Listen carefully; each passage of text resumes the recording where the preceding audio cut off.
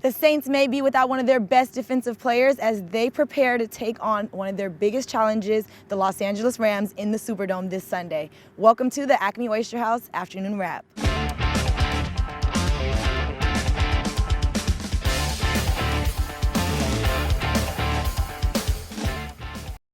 Happy Halloween, everyone, from the Oshner Sports Performance Center. I'm Cindy Robinson, joined by John DeShazier.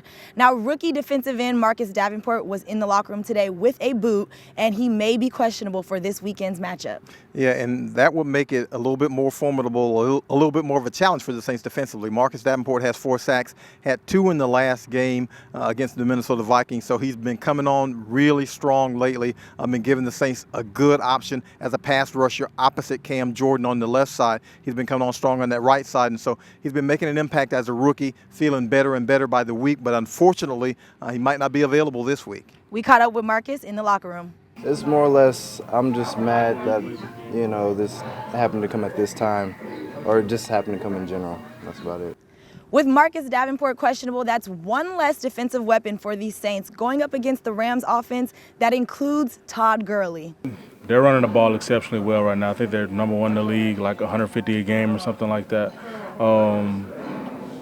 So we got our work cut out for us. Number 1 rush defense against number 1 rush offense. So,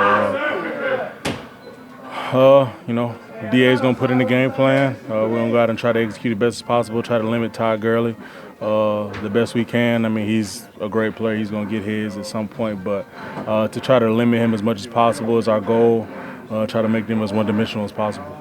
Now, on the other side of the ball, the Rams' defense is not to be slept on, JD. Yeah, they were a really good defense last year. They've picked up this year right where they left off. They've got 22 sacks right now. Aaron Donald, defensive tackle, has 10 of those sacks. He leads the NFL. Really strong defensively. They bolstered some at the cornerback position with Marcus Peters. They picked him up in that trade with Kansas City. But what you have to look for them really is up the middle. Those 2 defensive tackles, Ndamukong Suh, Aaron Donald, really are the guys who get that defense going. Not since we played the University of Georgia in 1999, the 99 season in the Outback Bowl, and it was Marcus Stroud and Richard Seymour.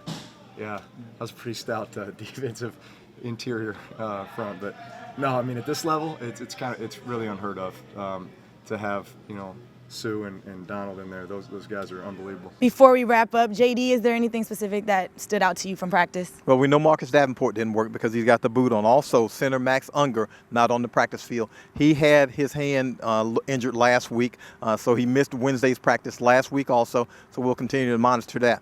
Receiver Michael Thomas not on the practice field during the portion that we could see. And again, it might be a maintenance issue. And Teron Armstead, left tackle, he departed practice as we were there. And usually Wednesday is Teron's maintenance day, so we'll continue to monitor all those situations as the week progresses.